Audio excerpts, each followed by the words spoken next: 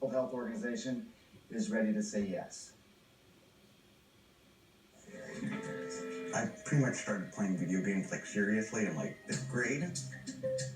My amount of use got like 5th grade, 6th grade, and then like 7th grade, and then 8th grade, and like 9th grade it just went straight up.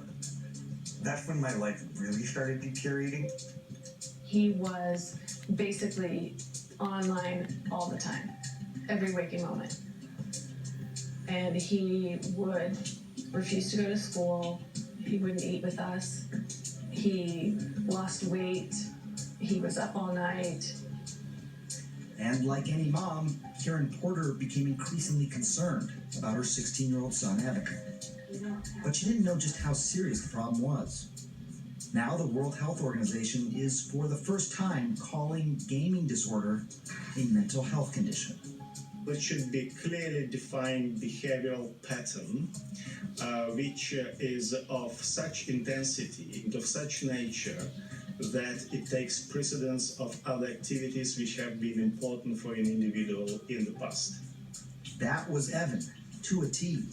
Nothing was more important than his ability to get online and game. Overwatch, Team Fortress 2, Counter-Strike, Global Offensive. Games that are designed to keep you playing for hours. I think it's really helpful to understand that once an addictive process takes hold of someone, they do lose control. Their impulse to just go online and game and do whatever else they want to do online, that is stronger than whatever it is they tell themselves they should be doing. Hillary Cash is co-founder of Restart, an inpatient treatment program for video game addicts. It's outside of Seattle and about as far away as you can get from screens.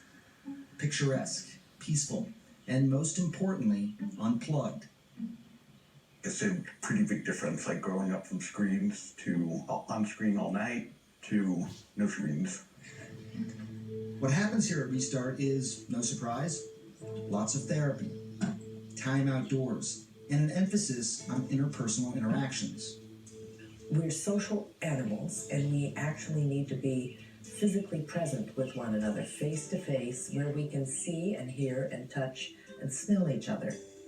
It's still early days for Restart. They've graduated 19 adolescents in the last year and a half. But here's the problem. The real world is still filled with triggers for gaming addicts. Alcoholic, you know that you can't ever have alcohol again. Someone who's addicted to cocaine can't ever have cocaine again. A technology addict, I mean, pretty hard to live without technology. Wow, Sanjay, he makes such a good point that it's everywhere. And so in terms of that addiction component, just explain, I understand the symptoms of that he's staying up all night, not eating, but what are you saying about the physical addiction to it? It lights up the same like pleasure centers that other substances do for addicts? Yeah, and it can cause the same sort of euphoria, which keeps people coming back over and over again. But I think what's really interesting, the point that Hillary was making, is that when you start to actually become an addict to, in this case, these games, your frontal lobes, this area of the brain that gives you the judgment to say, stop playing, I need to stop, whatever, those frontal lobes also become impaired. So it becomes increasingly difficult for an addict to stop, even if they have the best intentions with regard to this. So that's why the retreat that you saw there is so important. It's not going to solve the problem of screens, but it can at least help that frontal lobe heal. It's amazing to see. I can see the kids doing it now, choosing to do this before they do anything else. Can't not play. Fascinating. Sanjay, thank you very, very much. Thank you. Right, members of both parties united